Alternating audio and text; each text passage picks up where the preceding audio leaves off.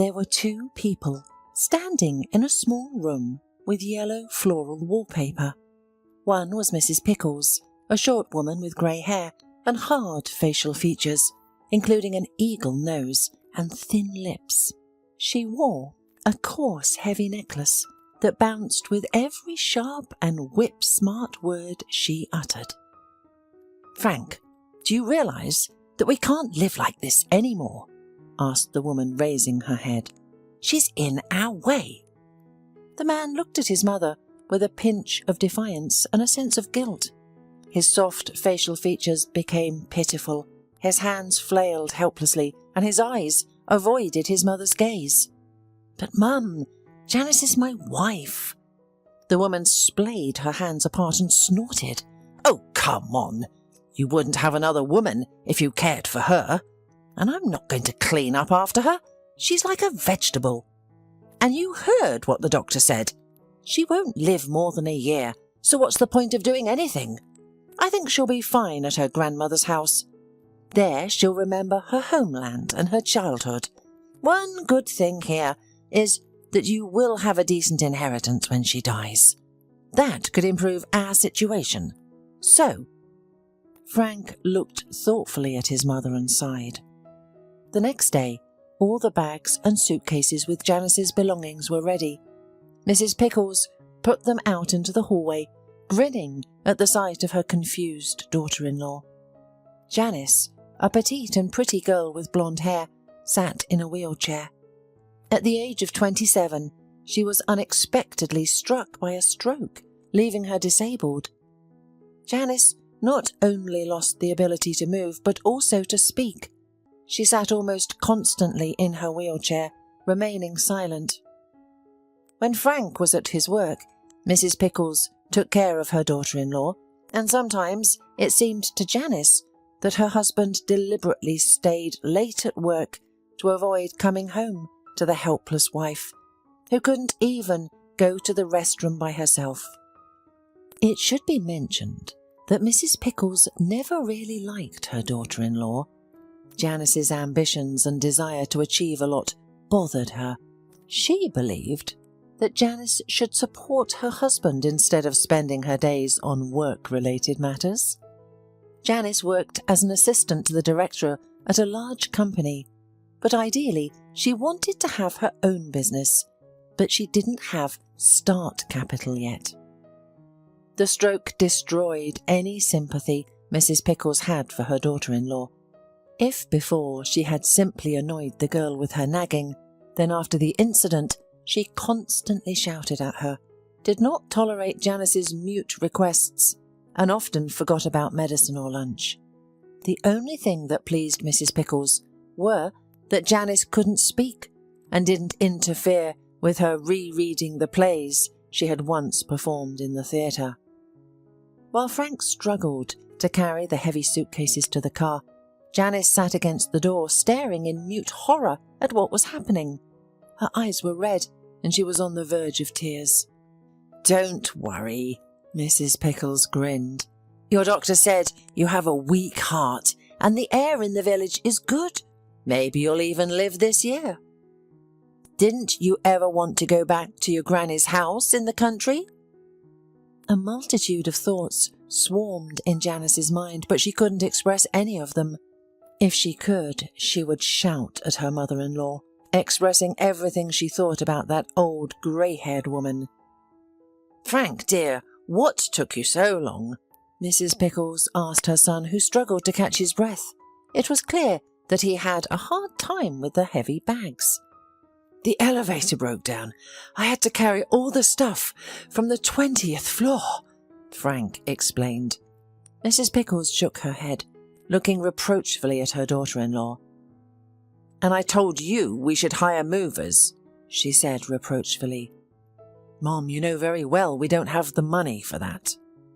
"Oh, Sonny, once I used to perform in theatres every day, filling entire halls, and your daddy used to come after lectures to watch me," the woman said dreamily. "Could I have ever imagined that I would have to change diapers?" Mrs. Pickles glanced at her daughter-in-law with disdain and fell silent. Suddenly the neighbour came out of the building. "Mrs. Pickles, good afternoon." The neighbour nodded. "Are you going somewhere?" Mrs. Pickles smiled broadly. "Hello, we're taking Janice to a boarding house for rehabilitation. The doctor said it should help." "It must be expensive, right?" said the neighbour, shaking her head. "Oh, yes, costly," sighed Mrs. Pickles. "But I can't leave my daughter-in-law without treatment. She's done so much for us." The neighbour said something else and went her way. The smile and the pitying expression disappeared from Mrs. Pickles' face. She turned to her son and frowned. "Let's hurry up before the whole entryway finds out about our plans. We should have done it early in the morning." Frank took the suitcase in his hands and snorted. "It's dog-one cold in the morning. It's full now. Do you want me to freeze all my limbs off?" asked the man, and without waiting for an answer, walked towards the car, leaving his indignant mother behind. Frank was the only and favourite child in the family. Mrs. Pickles and her husband Michael had him at a late age. The professor of law at the university and the star of the drama theatre put aside their own lives and dedicated themselves to raising their son. The result of such overprotectiveness was a frail Frank who, at almost 40 years old, lived with his mother and worked at a low-paying job where he was bullied by his boss and disliked by his colleagues. 20 minutes later, Janice and all of her belongings were finally in the car. Frank put his wife and her folded wheelchair in the back seat. Tears were flowing from the woman's eyes. "Janice, calm down, please," the man whispered quietly, adjusting his belt. "A neighbour will look after you there. We'll pay her." "Out of your money, of course," Mrs. Pickles cut in. Frank shrugged his shoulders and nodded. "We're not very financially sound right now, as you realise, so yes, out of yours. You'll be better off there." Janice looked at her husband with unwavering eyes, trying to see even a shred of pity or unwillingness in his pale face. Unfortunately, there was none of that. The car pulled away from Frank and Janice's home exactly at noon. Mrs. Pickles waved goodbye and went home to reread her playbook, imagining herself on stage, being greeted by the applause of the admiring art connoisseurs. Frank sighed. Speeding up, he tried not to look in the rearview mirror, where he could see his wife's puffy eyes. "Janice, you should understand me. I have no other choice." The man could have sworn that his wife raised her eyebrow mockingly. However, when he wiped his glasses, all he saw was his wife's grieving face. "My mum is trying to make things better for us. She's right. I can't look after you all the time. I have a job to do. She's not young anymore, so you'll be better off there. You'll have your own nurse. You'll go back to your grandmother's house, which you often remember fondly." So, Frank fell silent again, turning away from his wife's gaze. But he could feel it behind him. It seemed to burn through his thin jacket and press directly on his lungs, making him breathe faster. The journey to the village where Janice would have to live was long. The village was remote and almost abandoned.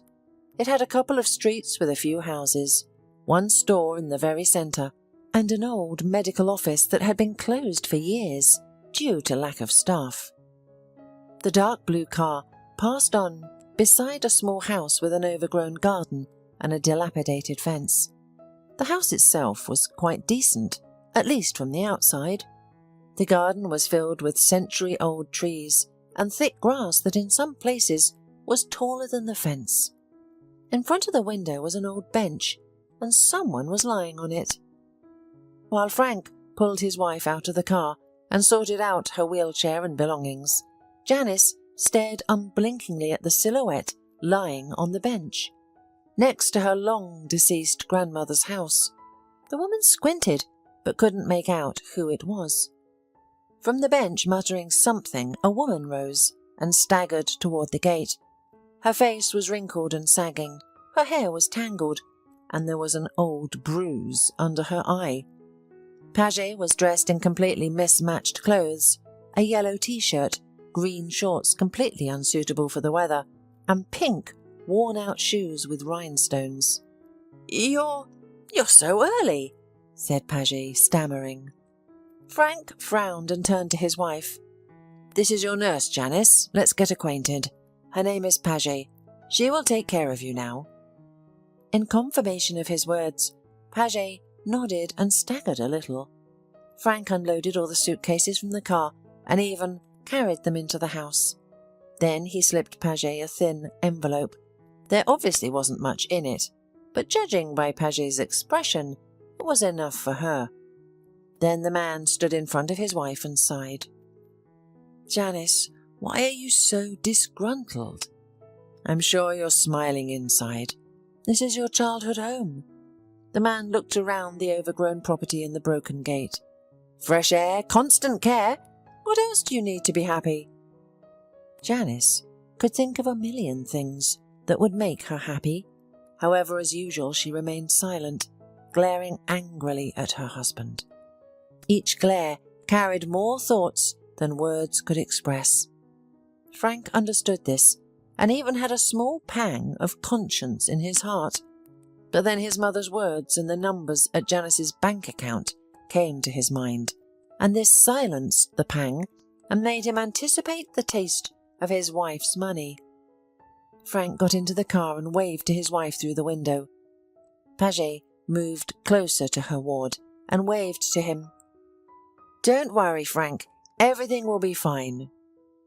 The man forced another strained smile and the car drove away, leaving Janice alone with an empty, overgrown house and an alcoholic woman who was supposed to take care of her. A year later. "Frank, are you serious? You never once checked on your wife for—" Mrs. Pickles glanced at the calendar and said with horror, "A year? Are you a fool, Frank?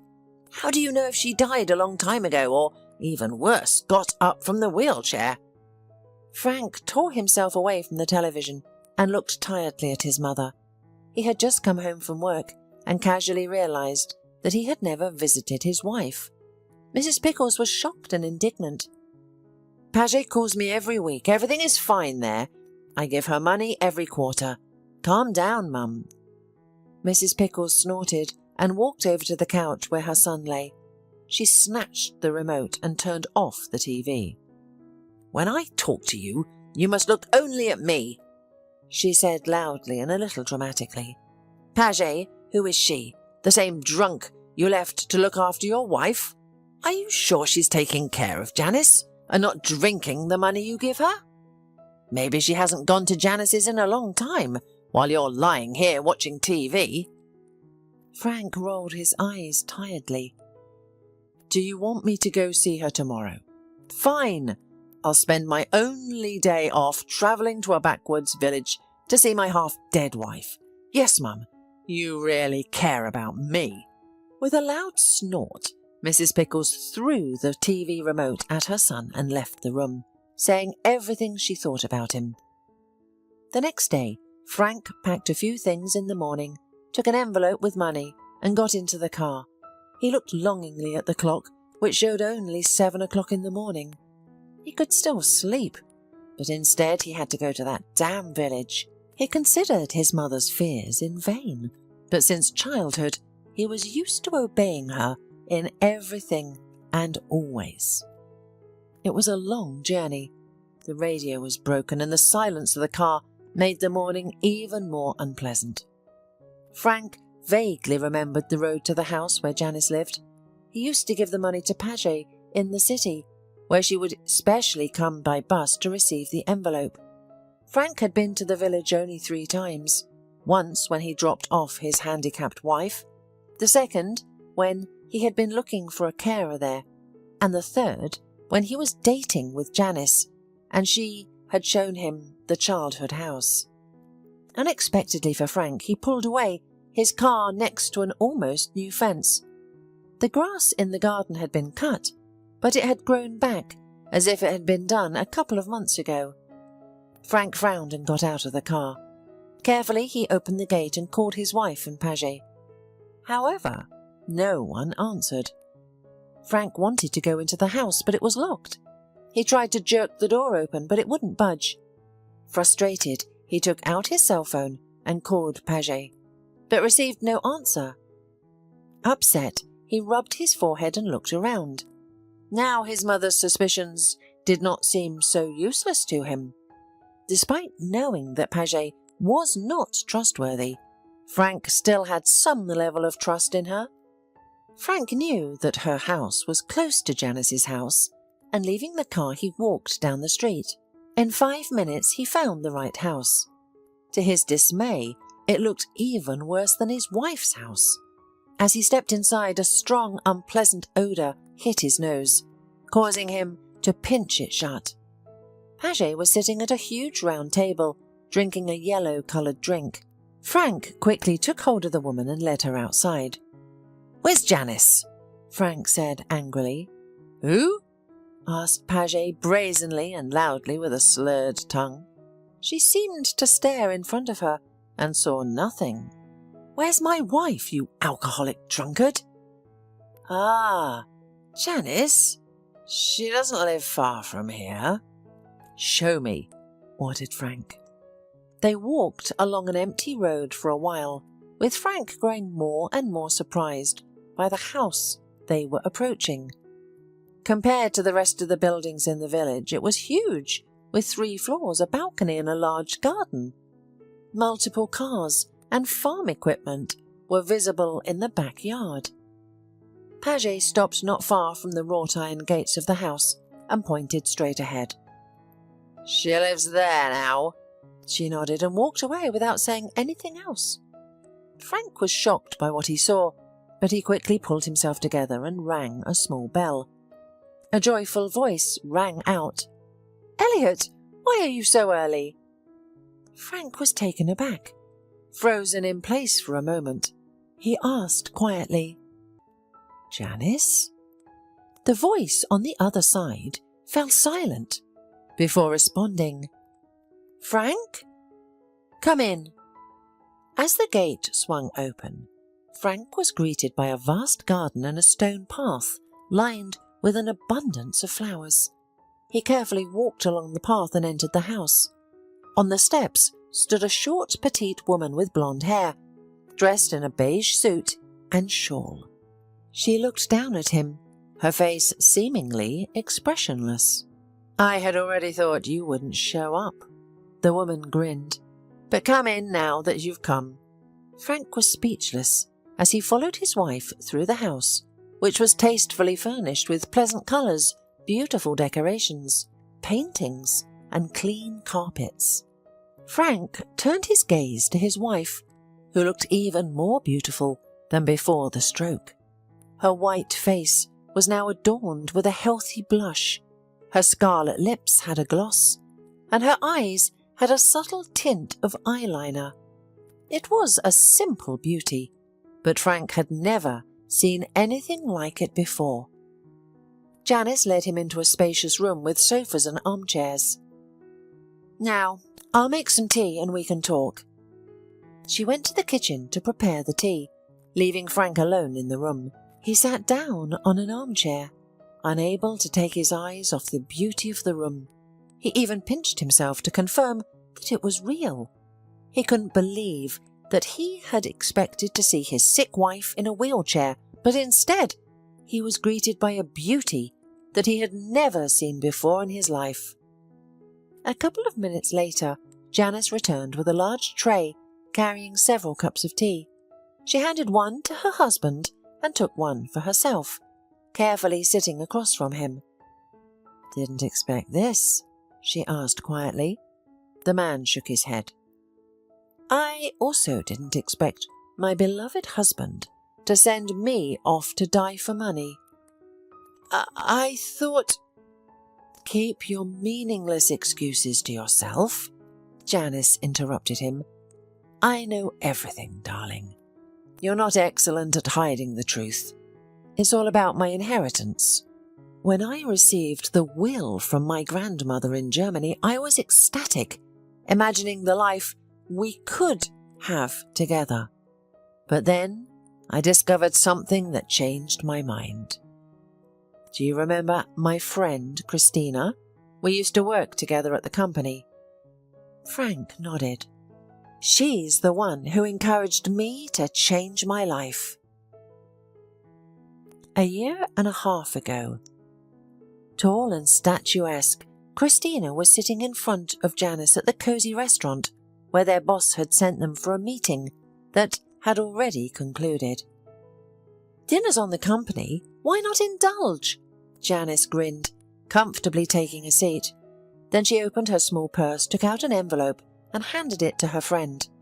Take a look at this. Do you think it's really true? Christina eagerly opened the envelope and read the letter. It was a letter from Germany. Who is Annie Reuter? My grandmother, Janice answered. My father's mother.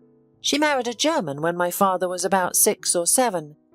And they went to live there. Then my dad came back here and met my mum. The last time I saw my grandmother was at my father's funeral. She suggested I go away with her. And why didn't you say yes?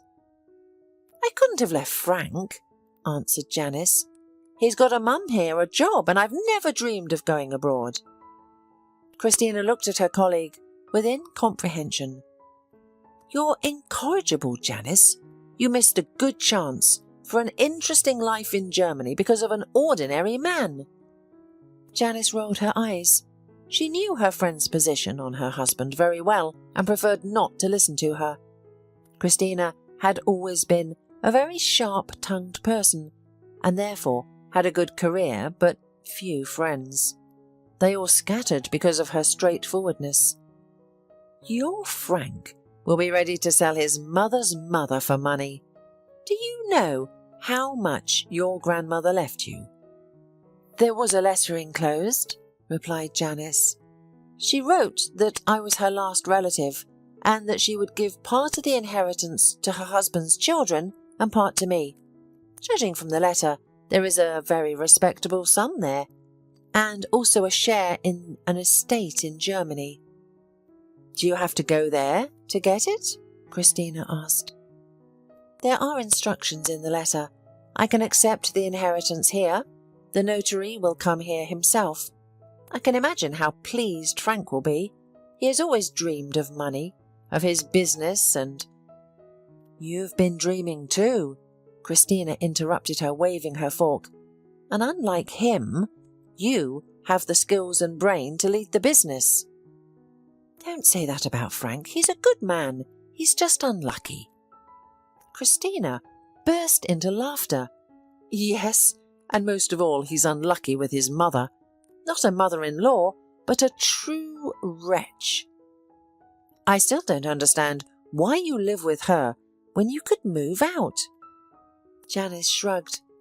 Mrs. Pickles can't live alone. She's not used to it. And it's not so hard for me to put up with her. Christina grudgingly snorted and sipped her wine.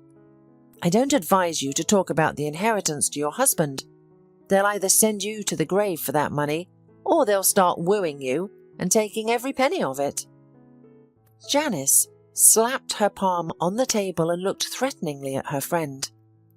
Frank and I love each other. Nothing like this is going to happen. You have too bad an opinion of my family. Really? Christina grinned, but changed the topic. That same evening, Janice came home and shared the news of the inheritance with her family. Everyone was happy. Mrs. Pickles even opened a bottle of expensive wine, and Janice felt that Christina was really wrong. A few weeks later, she walked down the street, smiling at everything around her. Life at home had improved, with Mrs. Pickles no longer nagging her, and Frank spending more time with her. She decided to stop by a men's clothing store to buy a new tie as a gift for her husband. Janice glanced at the shop window, oblivious to her surroundings, until she turned her head and saw Frank. She was about to call out to him, but suddenly she noticed a girl walking towards him. Frank hugged and kissed her. Janice stumbled backwards and leaned on the shop window to steady herself. She couldn't believe what she was seeing. Without creating a scene, Janice got home and went to bed early, contemplating what had happened. The next morning, she took the day off from work and went to a local detective agency. A short, thin man with glasses sat at a small table, reading a newspaper and drinking coffee. Janice sat across from him and explained the situation. "I want to know everything. How they met, where they sleep, their actions, the places they date. I want to know everything." For a whole week, Janice was in a state of uncertainty. She didn't dare tell Christina the truth, not wanting to hear her say, "I've told you so." But she had to admit, Christina was right. It was as if Christina had always seen through Frank. Not wanting their relationship, she refused to be a maid of honour at Janice's wedding, which really offended the woman. Of course, they eventually made up, but Janice still carried the pain in her heart. Only now did she begin to understand her friend, who only wanted the best for her. A week later, Janice got a call from the detective, and soon she was sitting across from him. "You know, you're lucky that your husband's mistress is quite talkative," said the man, grinning. "I had to follow her around for almost a week, interviewing her friends, but I found out everything. Her name is Aisha Selick. She's 22 years old and a graduate of the Pedagogical College. She met your husband a few months ago, I believe at the coffee shop." "Thank you for the information. What about any evidence like video or—" The detective, with a broad smile, reached into a desk drawer and pulled out a large antique tape recorder. Janice was genuinely surprised by what she saw. She hadn't seen such a machine since her childhood. It seemed they weren't made anymore. Twisting a knob, the man turned on a recording that was loud and occasionally crackled. "Frank!" a high-pitched female voice exclaimed. "This is for me? Oh my goodness, it's beautiful. It must be expensive, right?" "I wouldn't spare any money for you," Frank replied with satisfaction. "Once I start my own business, I will be able to shower you with all sorts of jewellery every day." "But when?" the girl interrogated. "You said you didn't have money for your business yet." There were no sounds, but Janice was ready to swear that Frank smiled broadly. "My wife does. She recently inherited from her grandmother. We'll use her money to start a business and make a fortune." "You'll leave her, won't you?" Aisha said in an angelic voice. "As soon as she ceases to be necessary for me, yes," Frank said loudly. And the recording went on and on. The man and the girl were saying something. However, Janice was no longer listening to them. She went into her own thoughts, sitting with a perfectly straight back and looking straight ahead. She remembered her acquaintance with her husband and how happy she was when he proposed to her. Janice was 11 years younger than Frank. They met when she was graduating from an economics university. He invited her to a cosy cafe, took her to the park under the stars, and bought tickets to the theatre and concerts. Mrs. Pickles seemed very sweet and kind at that time. Janice, who had recently lost her mother, fell in love with the intelligent family and was ready to marry the poor and shy Frank. Christina was against it, but Janice did not listen. She was absorbed in new feelings. Memories arose in the cheated wife's mind of how she and Frank chose his suit for the wedding, and how, after the celebration, they sorted out the gifts. At that time she was insanely happy, and she was sure that she would always be so happy. Although Frank was not glad about her dream of business and career, he was more like his mum, wanting a family and children. However, Janice was not ready for this. She wanted more. Now all the dreams and hopes of a mutual life collapsed in one moment. Frank, The same Frank who never raised his voice at his wife was thinking about how he would open a business using her money and then leave her. It seemed so wild that the woman sat there looking at the wall for several minutes. The detective was silent. He'd seen worse reactions.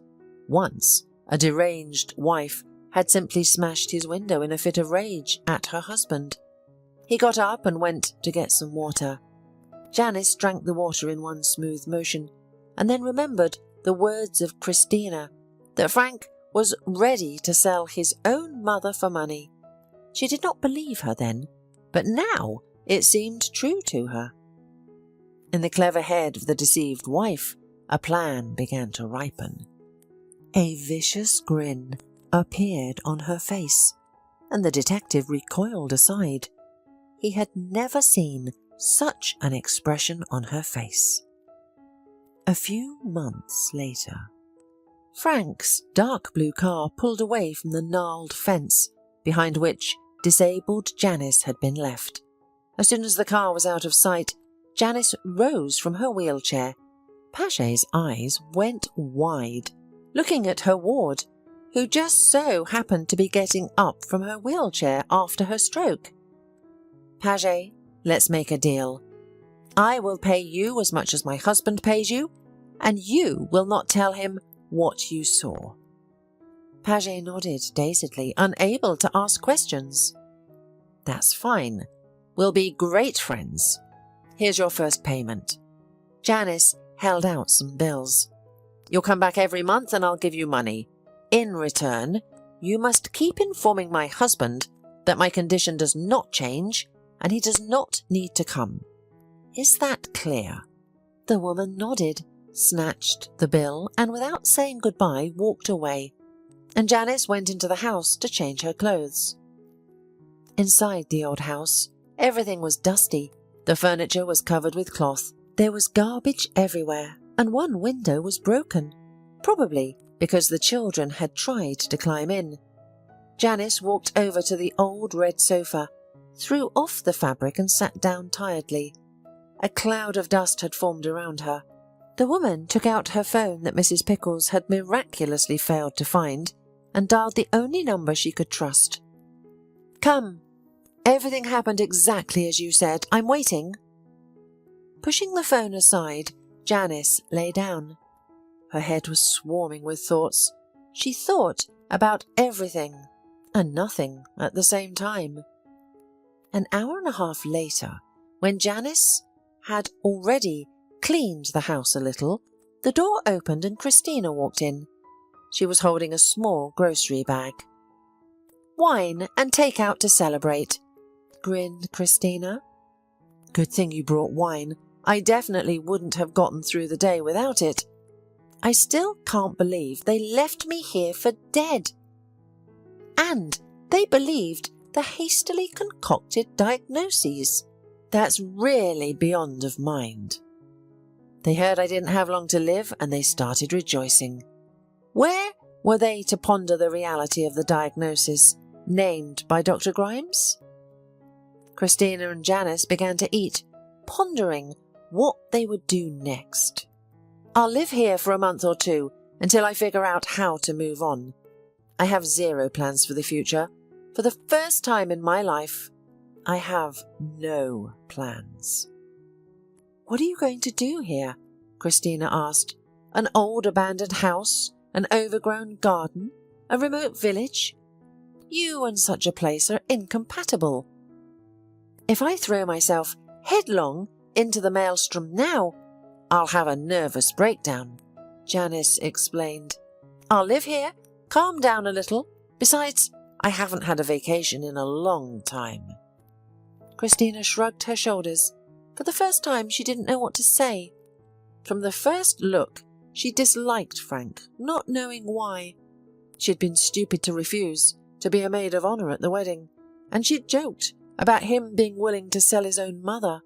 To her, Frank seemed like a spineless guy, incapable of doing anything but writing insurance at his insurance company. But he was able to leave his wife to die, and this seemed wild. Christina spent the night at a friend's house and the next morning she went home.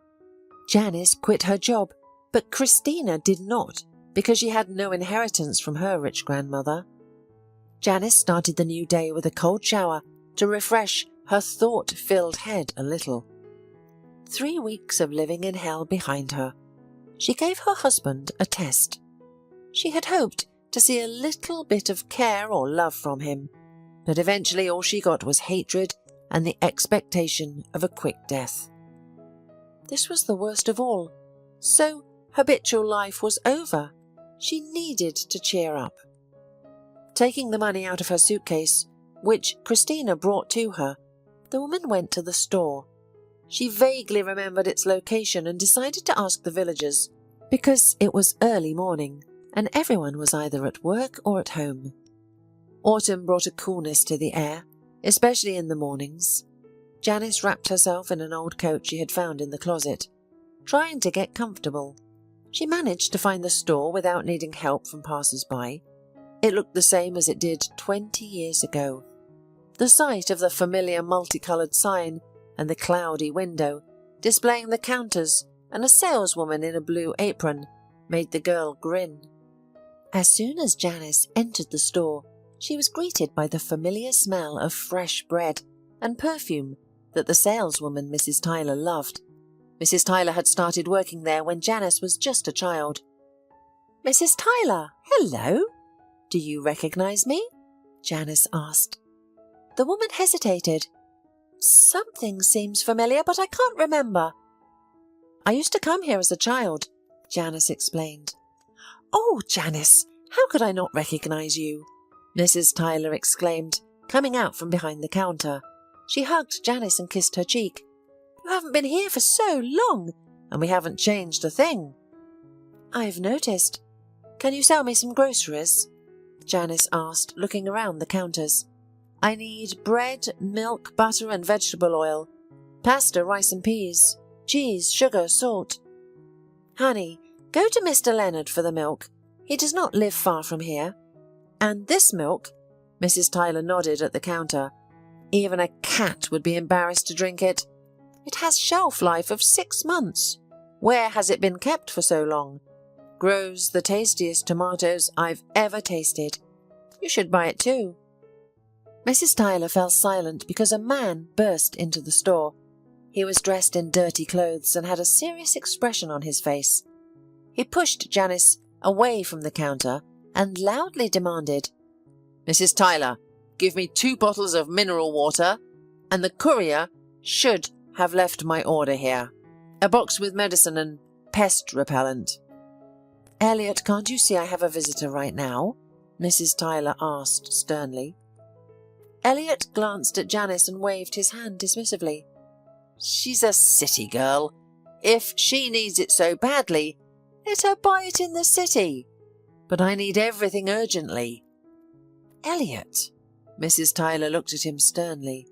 Janice raised her hand in a conciliatory gesture. "Let him go ahead, Mrs. Tyler. He seems to need it more." Mrs. Tyler grudgingly gave the man a glance and went off to fetch the box. "Couldn't it wait just a few minutes?" asked Janice meanwhile. The man was tall with black hair and had hands that showed signs of hard work. His gaze was stern. Janice hadn't seen men like him since she was a child. Despite his slightly unkempt appearance, Elliot was quite handsome and appeared to be in his 30s, but no older than 40. He looked at Janice, squinting. "Are you that principled?" the man asked gruffly. "I'm in no hurry to go anywhere, of course, but even in the city, people observe cues, and they are in a much bigger hurry than you." Janice grinned and turned away, feeling the piercing gaze of the man's brown eyes on her. Mrs. Tyler came out with a heavy box and held it out to Elliot. "Here you go. The mineral water is over there." She pointed to the far corner, where plastic packages of mineral water were indeed located. "You can pay later." Elliot nodded, grabbed 2 bottles of mineral water and left the store without saying goodbye. "Who was that?" Janice asked. Mrs. Tyler waved her hand and went to the shelf of cereals. The farmer is local. His father left him a small house of some livestock about 8 years ago. He decided to take the farm seriously and built it all himself. He hired workers and is doing the best he can. He has big plans, but so far he's only planted, sells food to our store and neighbouring villages. He's not a bad man, but he's a bit rough. Nobody knows why. Janice picked up her bags of groceries and carried them home. They were heavy, and she barely made it, but the small refrigerator at home didn't look so poor now. Then the woman went to get vegetables and dairy products for the people Mrs. Tyler had recommended to her. Even though in the city the girl was used to buying everything in the supermarket, in the village it was a common thing to buy from local people. Mr. Leonard lived really close to the store. He had a large yard and 2 goats. In the house, Janice found an elderly man making a chair. The woman explained the situation to him and introduced herself. Janice. The elderly man smiled through his thick grey beard. I'm so happy to know that you're Rita's granddaughter. I only remember her daughter. Yes, that's my mother, the woman nodded. So, do you sell vegetables and milk? About 20 minutes later, she came out of the elderly man with 3 huge bags that weighed twice as much as the previous bags. Apparently, Mr. Leonard decided to sell a month's supply of groceries in advance. Janice was uncomfortable to refuse, so she sacrificed her back, which barely bore the load. After walking only a dozen of steps, Janice stopped, putting the bags on the ground. Suddenly, a black car with a large body stopped not far from her. Hearing a familiar voice, the woman looked up and saw Elliot. Janice hesitated. She didn't want to go with a man who didn't know how to be polite, but she didn't want to carry huge bags either, so she had to swallow her pride once again. Yeah, I don't mind. Elliot got out of the car and picked up the bags. Serious shopping, huh? He said with a smile. Are you going to winter here? No, I just arrived to make compote, fry some bio potatoes, and that's it. Grinned the girl and picked up a smaller bag, helping to load it into the back. Elliot turned around and took the bag from her hands. Janice felt his warm touch and froze for a second, and Elliot set the bag and closed the back of the truck. Show me the way. Where do you live? Sure, I'll show you, Janice said, settling into the passenger seat. So you're coming to us from the city, right? Elliot asked as he started the car. Well, yes, Janice said thoughtfully. And what attracted you here? I grew up here, Janice shrugged. And now I had some problems at home, so I needed a place to be alone. I thought of my granny's house. I've always loved this village. It's quiet and peaceful, and there is nothing to interfere with thinking. Yes, it is. Elliot was driving quickly, either because he was rushing or because it was his personal driving style. However, his fast pace wasn't limited to just driving. Whether in a store or on the street, he didn't slow down much, leading Janice to believe that it was a characteristic feature of his. Soon they drove up to Janice's house. The bags were unloaded and even carried into the house. Elliot walked through the waist-high grass, which had already begun to dry and rustled loudly underfoot. Is there no one to cut it at all? He asked. Grandma did it herself almost until the day she died. She knew how to do everything, from cutting and sewing to mowing and caulking the roof. But I'm just a city slob, she replied. By the way, you're from the city, aren't you? Janice asked. Yes, the man replied, glancing at his watch. What time is it? I have to go now. I'm sorry, I forgot to ask your name. Janice, the woman introduced herself. That's a beautiful name. Nice to meet you, Janice. Nice to meet you too, Elliot. The woman smiled. Elliot drove off, leaving Janice alone. She watched the departing car for a long time, trying to understand where this new acquaintance would lead. The next morning started with a rumble and a strange rustling sound. Janice, tossing and turning, got up from her creaking bed and went to the window. Outside, in the middle of a thicket of grass, she saw Elliot with an old scythe. The grass was neatly laid in even rows as Elliot moved. It was obvious that he was sweating, despite the cool morning weather. Janice opened the window and called out to Elliot. He looked back, stopped scything, and took a deep breath, looking at the open window and the woman looking at him. Janice was wearing only a long linen dress that she had found in her closet and decided to use as a nightgown. She had no time yet to sort things out, so she wore what she found in her grandmother's closet. "What are you doing?" she asked, and Elliot raised his eyebrows, silently expressing his opinion of the silly question. "I realize you're mowing, but why are you doing it in my yard?" "Do you want me to stop?" Elliot asked, slightly sarcastically. Janice shook her head and closed the window, not wanting to continue the conversation any further. She also noticed the man's gaze, clearly assessing her.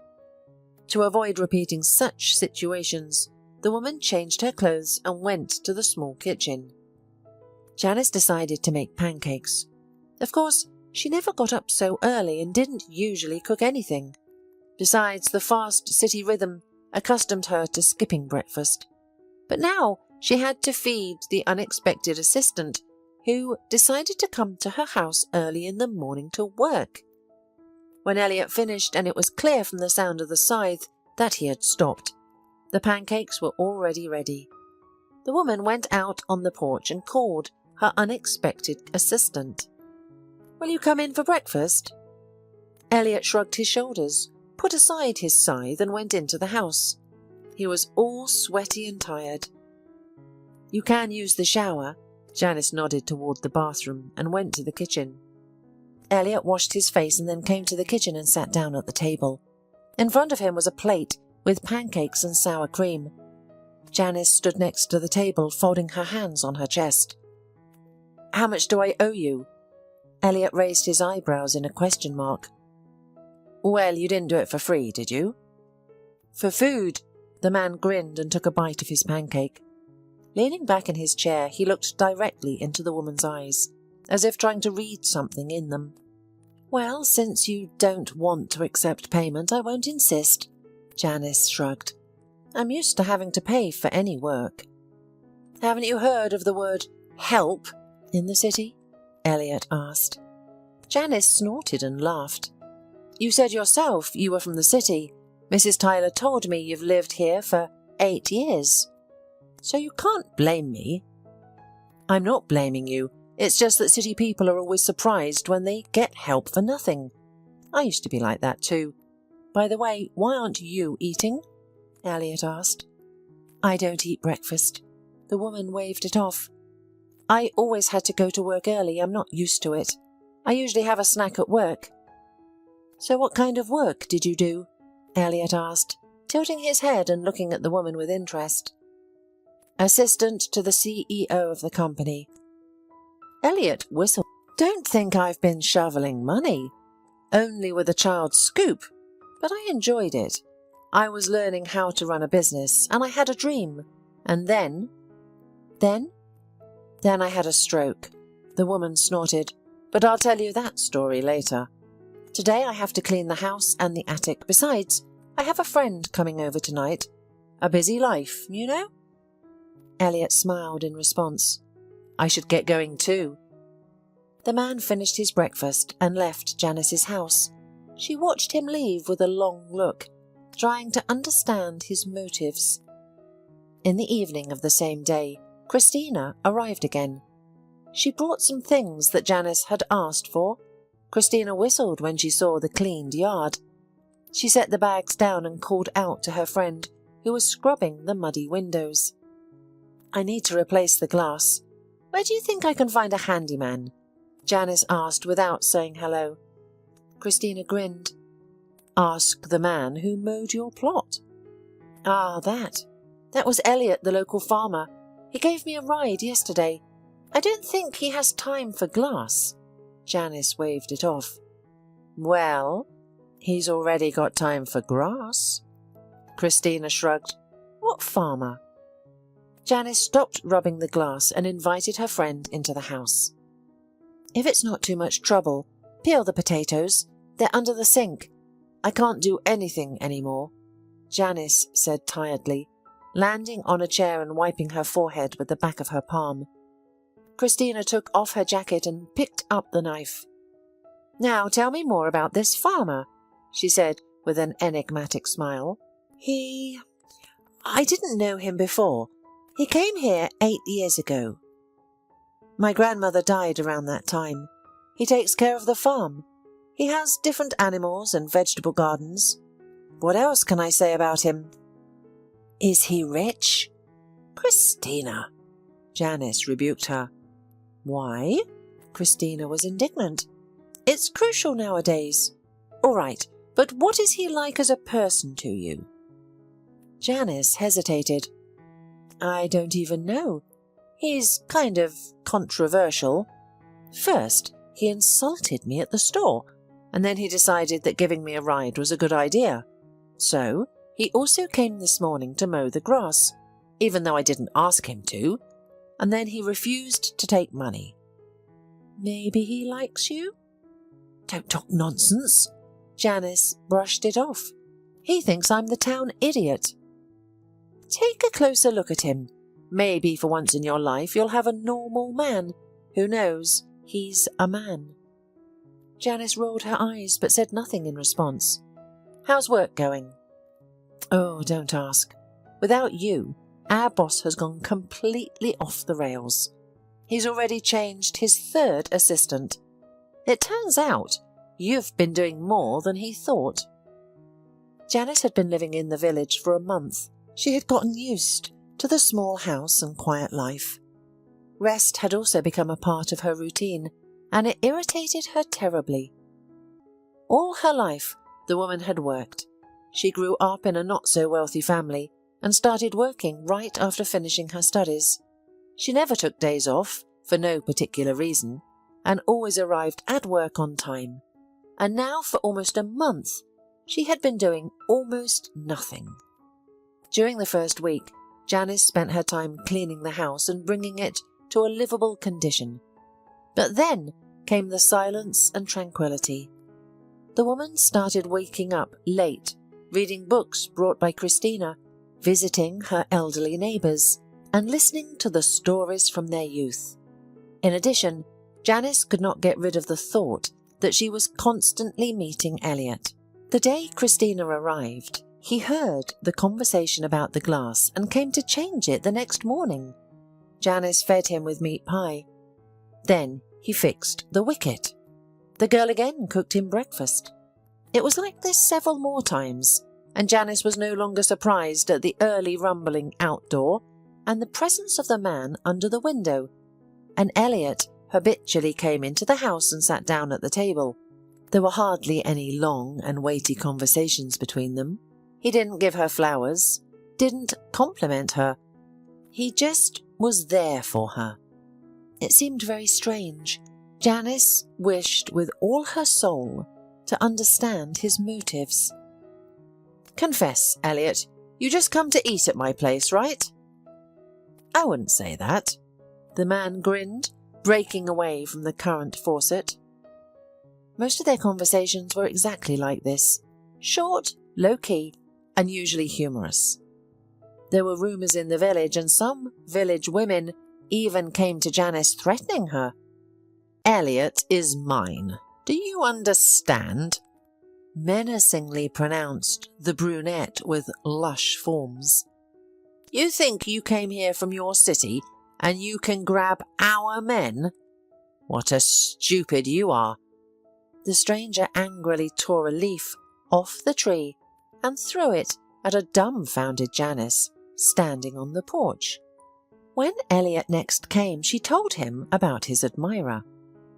"Were you frightened?" grinned the man, and there seemed to be a touch of seriousness in his words. "I ain't afraid of country broads. I was threatened by grown-up men when I worked in a big company. I once refused to sign a contract instead of my boss, and they almost nailed me right there. 5 grown men in suits, and I was alone. That's scary. not a leaf thrown by some crazy groupie of the man who, for some reason I don't know, fixes everything that breaks in my house." Elliot smiled and returned to the soup without any words. One day, Janice was walking around the village. Elliot had not come to her for a long time, and she assumed that he was fed up. She went for a walk to unwind. Deep in her heart, she hoped that she would meet Elliot on the way. For some reason she wanted to see him again. She was so used to his strange silence that she almost missed him. Janice approached Mrs. Tyler, who came out of the store, looking somewhere in the distance with concern. "Mrs. Tyler, something wrong?" "Yes, Elliot's farm is falling apart.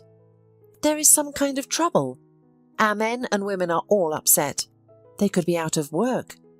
And where else can they find work in our village?" "Oh, trouble. Elliot has always barely kept afloat, twisted his way out as best he could, but here something has gone entirely wrong." Janice frowned and decided to visit Elliot. His farm was 2 kilometers from the village. It was a big, long building from which the mooing of cows could be heard. There were men in the backyard. Behind the farm were large vegetable fields. Now, in the middle of fall, they were empty. Janice asked a woman passing by where Elliot's office was and went there. His office was small, one could even say quite tiny. In the middle there was a table and a chair. In the corner a closet and a small window in the wall, through which penetrated the crumbs of light. Elliot himself stood in the middle of the office, bent over the papers. He was saying something with only his lips, counting on a calculator and making edits to the documents. Janice came closer and said, "Hello." The man turned around abruptly and let out a sigh. "Is something broken again?" he asked. "I'm sorry, it's not a good time." "No," Janice replied. "I heard you were in trouble, so I came to help. Is it something with the paperwork?" "It's okay, I can handle it," the man said harshly. She stepped closer and almost pushed Elliot away. Reaching for the papers, the man said loudly, "Go away, or I'll have to drag you out of here by force." Janice raised her eyes and took a closer look at the papers in Elliot's hands. With just a glance, she could see the huge sums and excessive spending, which were unnecessary for a place this small relative to the city. "Do you even have an accountant or a financial expert?" "I'm doing quite well on my own," Elliot repeated. "I can see how well you've been managing. A fabulous spending spree to nowhere. You urgently need a specialist." "And where am I going to get one?" Elliot asked glumly. Janice smiled broadly and pointed at herself. "I have a degree in economics. Plus I worked for several years at a company where the costs and revenues were much higher than yours." Elliot waved his hand and sat down tiredly on a chair, leaving Janice with the papers. Late in the afternoon, when it was already dark, Elliot and Janice left his office. The farm was empty. The workers had cleaned up and closed everything down. "Why do you need both cold rooms and milk delivery 3 times a day?" "One is enough. It will be taken away and the rest of the time it can be kept in the fridge. There's no point in driving cars and spending so much money on it, and many of the costs are like that. The budgeting is very inept." Elliot scratched the back of his head in confusion. "I was actually in the military. Accounting estimates are far from my expertise. My father always dreamed of having his own big farm and fields, but I decided to fulfill his dream, even if it's a bit late." Janice looked sympathetically at Elliot as they walked down the narrow path. It was cool outside, the wind was blowing, but she felt perfect, calm and quiet. "So, what's the story about the stroke?" Elliot suddenly asked. Janice flinched. At first she wanted to joke away, but then she remembered that she had promised to tell. letting out a loud exhalation, she began her story. That's when I came up with that plan. Janice remembered the conversation with the detective. Christina helped me put it into action. She found a doctor who, for a fee, agreed to tell my husband that I was in intensive care because of a stroke and that I couldn't be visited. After 2 weeks, the doctor sadly informed my husband that it was impossible to help me and that I would soon die, and he was discharging me to live out my last days among my family. While I was supposedly in the hospital, my husband called only 2 times, and when I came home in a wheelchair, I was forgotten and unwanted. And then he came up with the idea of taking me here so I could die faster. But I just thought that if my husband sees me at death, then finally remember that he really loves me, will call his mistress, will start to take care of me, to do something to make me live as long as possible. But I was cruelly mistaken. Elliot took the woman's hand and squeezed it tightly. Janice looked at the palm that the man was clutching and nodded in gratitude for the support. Why don't you go back to the city? At first I wanted to take it easy and wait it out for a while, but then I realized I didn't want to go back there. It's so fast-paced, always running around. Plus, it's another reminder of Frank and his mum. Elliot let go of her hand and quickened his pace. Let's go. I'll show you something. They walked for a long time and Janice didn't know where they were headed. But when they arrived, she exclaimed in surprise. The man had led her to a huge, fancy house with a high fence. This is the house of an acquaintance of mine. We served together. He recently died of cancer. Now they're selling it and I wish I could buy it back. But I don't have the money, you know. They're going to buy the house and tear it down to build some kind of sawmill or something. Do you realize that if you buy this house, there's no turning back? I don't want to go back to the city. I'm too impatient and fast for the country, but too slow for the city. It's a paradox. I can succeed here, and I can't succeed there. Janice fixed her gaze on the man's stern face, his hopeful eyes, tightly compressed lips, and the wrinkles on his forehead that appeared when he was deep in thought. A determined light flashed in Janice's eyes. She squeezed Elliot's hand, mirroring his earlier gesture, and smiled. You're destined for success. I'll help you. Together, we'll bring the farm to life, just as your father dreamed. I promise. Elliot answered nothing, but hope was in his eyes, and he believed in the best. Elliot and Janice began working together, and she assisted him in improving the farm. They invested in new cattle and equipment, and soon profit began to appear not only on the paper. Elliot was overjoyed. As a token of gratitude, he frequently gave Janice flowers. The tradition of fixing up Janice's house was revived, with him visiting almost every morning and her preparing breakfast. It was a cherished ritual. A few weeks later, Christina visited Janice's house and brought the papers. Are you sure? Christina asked her friend. More than sure, Janice replied, taking hold of the folder. There's no turning back, Christina echoed Janice's words. I know, and I'm willing to take the risk. Christina remained silent, choosing not to argue with her friend. After what they had been through, she was determined to support Janice in any endeavour. Clutching the documents to her chest, Janice made her way to the farm. Today, equipment was arriving, so she hurried as much as she could. Furthermore, she had exciting news to share. As usual, Janice found Elliot in his office, sitting at the table and engrossed in writing. Upon seeing her, he smiled and radiated happiness. You're early, he said, pulling out a chair for Janice. The woman sat down at the table and put the papers down. Read it. Elliot took the folder and began to slowly leaf through the papers. His eyes grew wider with each page. Janice watched his reaction, with hidden fear and anticipation.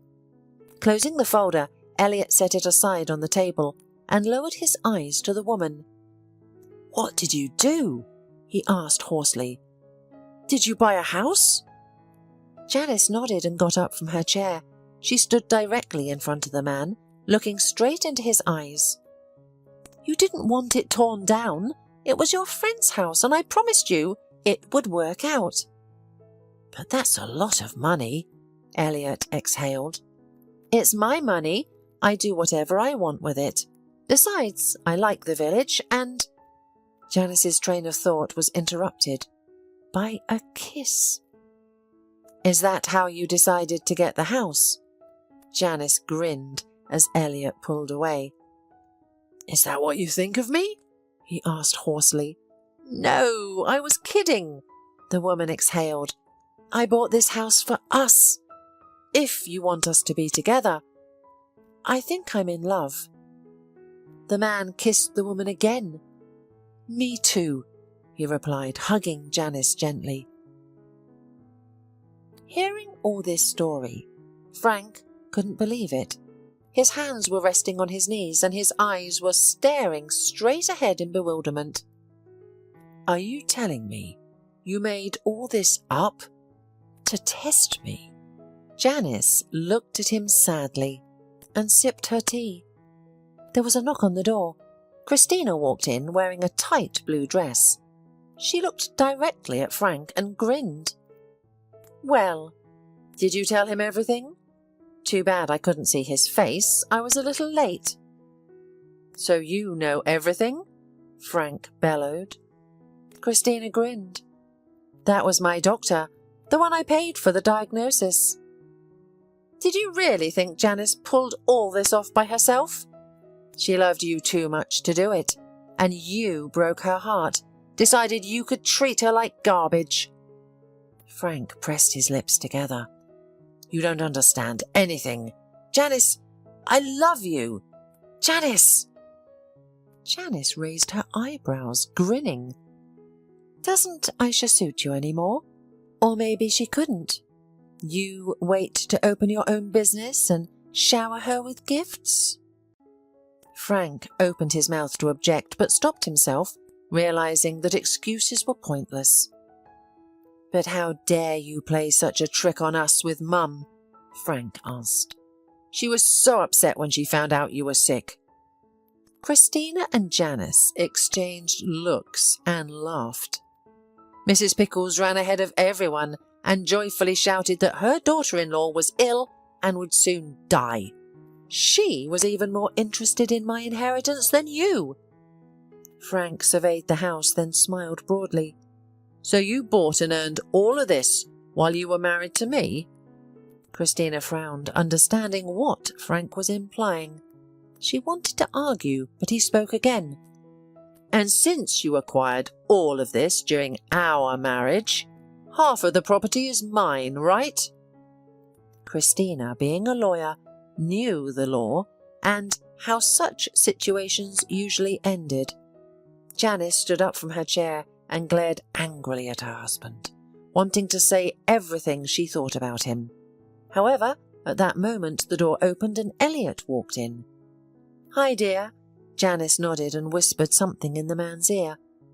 The man turned towards Frank with a serious and furious expression. It seemed almost impossible to stop him as he loomed over Frank. Frank swallowed in fear and began to back away, looking for an escape route. "If you, idiot, decide to threaten Janice, I'll make your life a living hell," Elliot said rudely, grabbing Frank by the scruff of his neck and throwing him out of the room. Christina, Janice, and Elliot heard the front door slam. Frank was quickly moving away from the house. "Why did you let him in?" Elliot asked Janice, stepping closer to her and hugging her from behind. In front of Frank, she held herself back, not wanting to show weakness, but everyone in the room knew how much she had suffered from his betrayal. The woman stood there, head low, and fought back the urge to cry. "I should have told him everything," she uttered. "I should have seen the look on his face when he realized that my inheritance and I were out of his reach." "Did it make you feel better?" Christina asked. Janice nodded and wrapped herself more tightly in Elliot's strong and reliable embrace. "I'll file for divorce tomorrow." Despite Elliot's threats, Frank still decided to file for divorce and divide the property. The court notice arrived at the post office, and Elliot brought it along with the rest of the documents and grimly handed it to the woman. When Janice opened the envelopes and read the summons, her face turned pale. She didn't think Frank would actually sue to divide the property. However, she also didn't think he would abandon her to die. He was a very unpredictable man. "We need a good lawyer," said Elliot, picking up the notices. "Christina," Janice said. "She heads the legal department of the firm. She has a license to handle cases. I think she can help us." Elliot sat down next to the girl and said, "Listen, I looked into the bathroom after you yesterday, and I found a test in there. Are you pregnant?" Janice nodded and said, "I didn't know how to tell you. I thought you'd mind," and a soft kiss interrupted the woman. She put her arms around Elliot and smiled broadly, asking, "So you don't mind?" The joyful smile and mischievous eyes of the man answered better than any words. He hugged his beloved tightly and pulled her against him, saying, "If that rascal suddenly decides to sue you for half of your property, I don't care. You and I won't be left with nothing. We'll have our house, farm, the baby and ourselves. We'll have each other." Janice closed her eyes and sighed deeply. When she opened them, Elliot saw the determined and unwavering look that had once frightened the detective. "If he goes to court to take from me what is mine by blood, he'll get out of there with nothing. I'll take not only mine, but everything he has. He'll be left with nothing." The trial took place very soon, as if the universe itself wanted to end this strange case quickly. Christina became Janice's lawyer, and Elliot supported the woman from the witness bench, along with many of the villagers. The judge listened to the statement of the plaintiff with boredom and asked him clarifying questions, to which he could not always provide answers. The plaintiff's witnesses included his mother, neighbours and friends, who all spoke negatively about Janice. Mrs. Pickles displayed all her dramatics. "I was so scared when she had her stroke. I didn't sleep for 3 nights, waiting for news from the hospital." Tears flowed from the woman's eyes as she wiped them with a white handkerchief and continued. "And when I saw Janice, I almost had a heart attack myself. She didn't move. She was almost inanimate. I had to take care of her while Frank was working. I cleaned her, fed her, and she wasn't sick. The worst thing I could ever experience had already happened to me. My son and I have been betrayed, deceived, and now they want to leave me with nothing." Mrs. Pickles gave another sob and sat back down on the bench. "Your Honour, you shouldn't take the word of the plaintiff and his witnesses at face value. To begin with, the defendant has evidence of the plaintiff's adultery. The recording is admitted into evidence." The recording of Aisha and Frank's conversation played in the courtroom. A detective then took the witness stand to talk about the plaintiff's love affairs. "Lies!" Mrs. Pickles jumped up from the bench, but sat back down after the judge's warning. She seemed deeply distressed by the slander. "I would also like to point out that the defendant did not deceive the plaintiff with medical documentation. She only pretended to be ill to test him. No certificates were provided.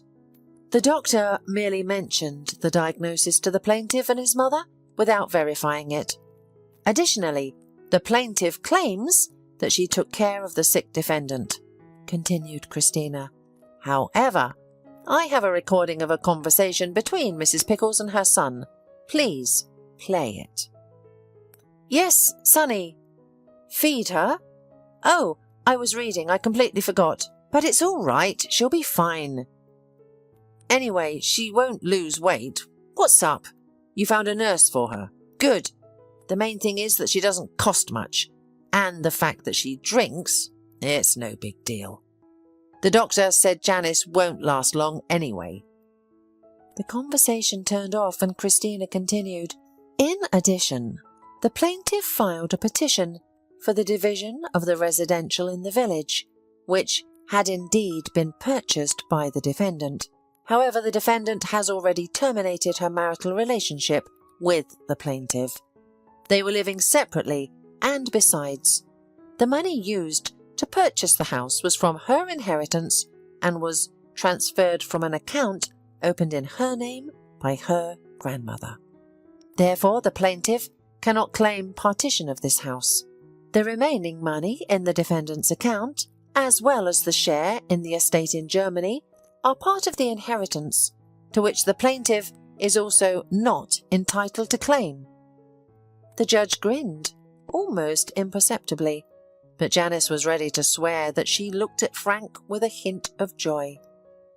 The plaintiff's claim was seeking an equal division of property between the former spouses. However, it is not only the defendant's property, but also the property of the plaintiff himself, namely a 3-room apartment, a BMW car, and money in the joint account of the plaintiff and the defendant. Objection! Frank's lawyer, a bald man with round glasses, jumped up from his seat. The apartment is the plaintiff's inheritance from his father. True, Christina nodded, but according to the law, if one spouse has made substantial changes to the property of the other spouse, it can be recognised as joint. And what substantial changes were made? The attorney asked. Now, on the screen, Your Honour, you will see pictures of the apartment before it was renovated.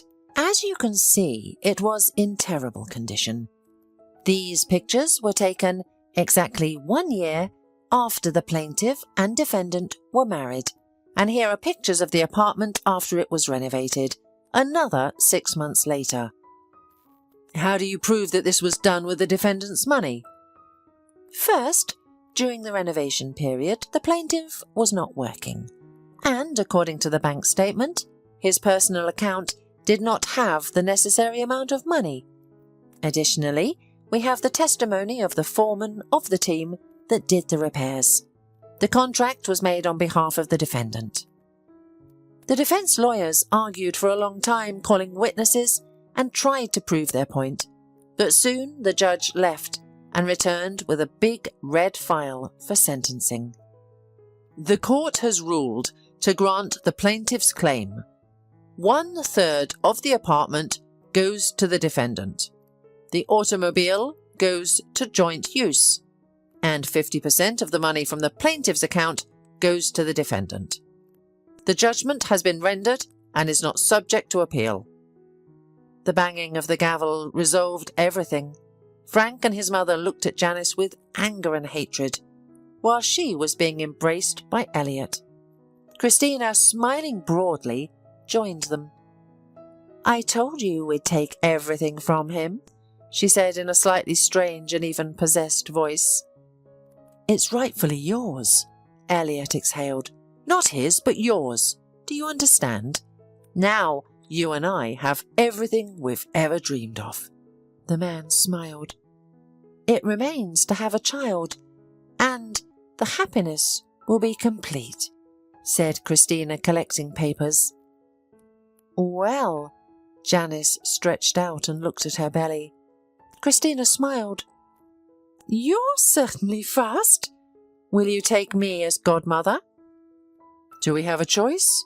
Elliot asked. None. Janice smiled and hugged the 2 dearest people in her life again. Now she would definitely be fine.